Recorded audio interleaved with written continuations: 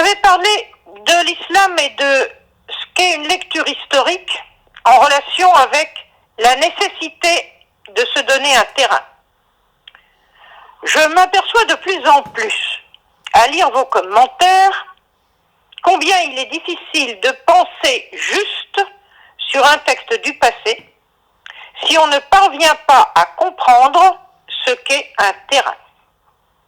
Je m'aperçois de la difficulté qu'on a à s'approprier des connaissances pertinentes par rapport à ce terrain.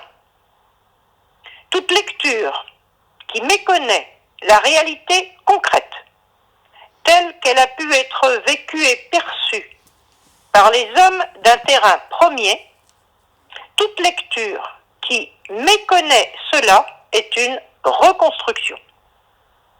Or, une reconstruction en matière de lecture d'un texte du passé, c'est un effacement du sens d'origine pour lui substituer le sens que fabrique le lecteur postérieur en fonction de son propre imaginaire et de l'imaginaire de son temps.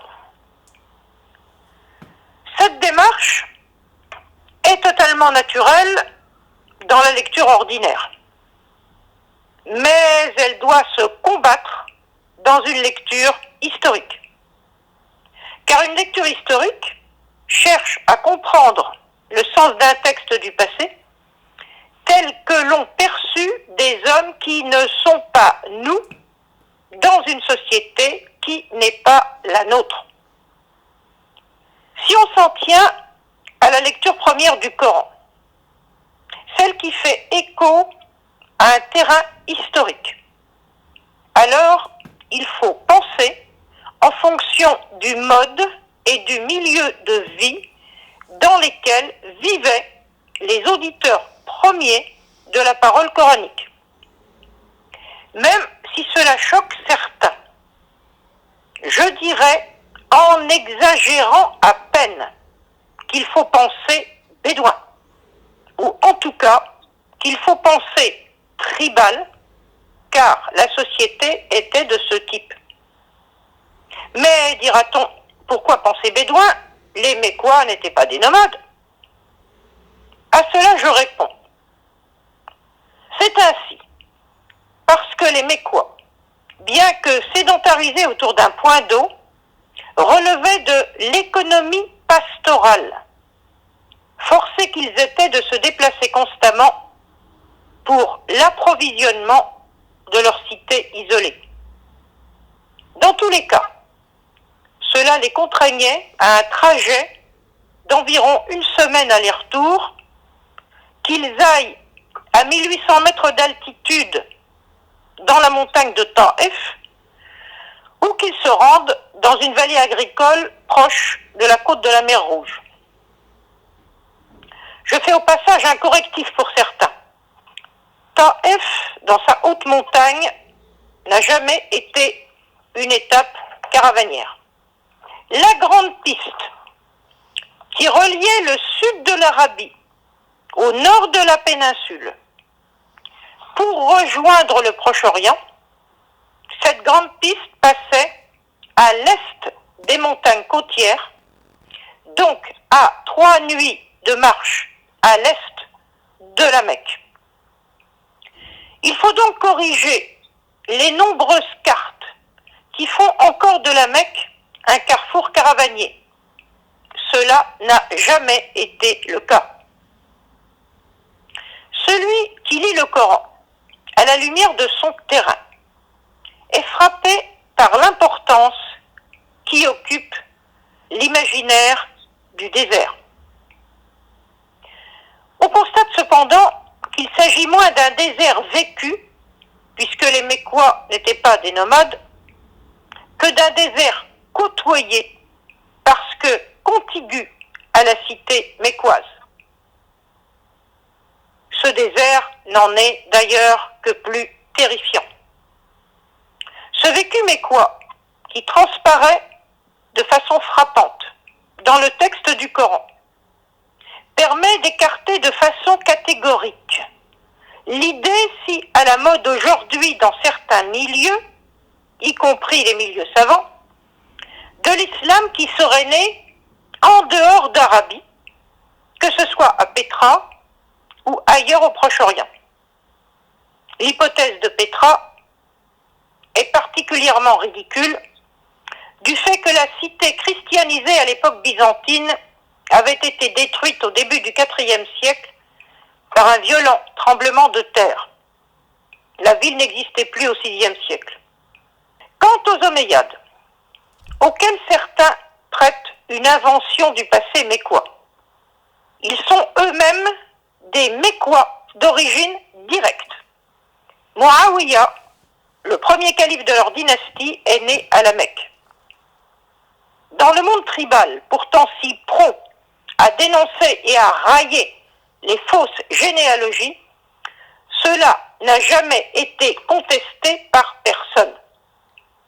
Abu Sufyan, le père de Muawiyah, a d'abord été un adversaire de Mohammed avant de comprendre que l'alliance entre la Mecque et Médine était politiquement profitable. C'est grâce à son sens du compromis et à son pragmatisme que l'alliance des deux cités s'est maintenue après la mort de Mohammed, alors qu'elle ne datait que d'un peu plus de 2 années.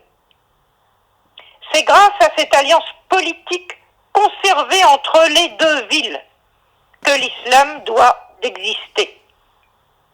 Il ne s'agit pas encore, bien sûr, d'un islam religion tel qu'il se construira plus tard. On est encore pleinement dans les enjeux d'une société tribale. Ces enjeux tribaux persistent durant toute la période omeyyade, soit de 661 à 750. Les populations extérieures à l'Arabie ne pouvaient alors rallier l'alliance d'Allah qu'en se faisant admettre dans une tribu originaire d'Arabie. L'idée de conversion seulement religieuse n'existait pas. Pendant près d'un siècle, ce ralliement tribal n'a donc concerné qu'un nombre minime de personnes. La frontière historique entre un avant tribal et la construction d'une société plurielle qui accepte d'intégrer les populations non arabes de l'Empire ne commence vraiment qu'avec les Abbassides, donc après 750.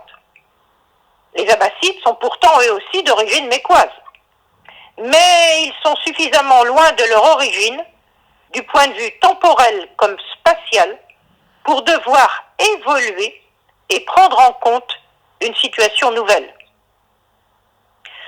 Quant à ceux qui persistent à nier l'existence de la Mecque, du fait qu'on y trouverait au mieux qu'une antériorité de construction d'époque abbasside, ils oublient qu'on est dans une zone d'architecture de terre où on ne construit pas pour durer.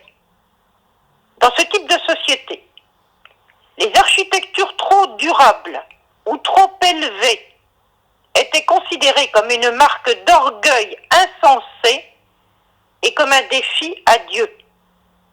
C'est ce qui est dit dans la sourate 89 au verset 9 et dans la sourate 26 au verset 128, faisant écho à la réalité anthropologique de ce terrain. Je vais donner une dernière précision pour éviter de prendre au sérieux des extrapolations oiseuses et ne pas se tromper de terrain. Les deux grandes eaux, Al-Bahran, et non pas les deux mers, ce qui est une traduction impropre.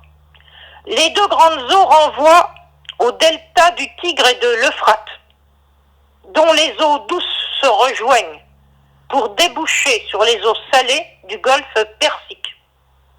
Il n'y a aucun rapport avec la Bible. La grande crainte des hommes de tribu d'Arabie était que les eaux douces, notamment celles de l'Euphrate, le grand fleuve qui jouxte leurs terres arides, ne deviennent imbuvables, d'où la représentation coranique du barrage.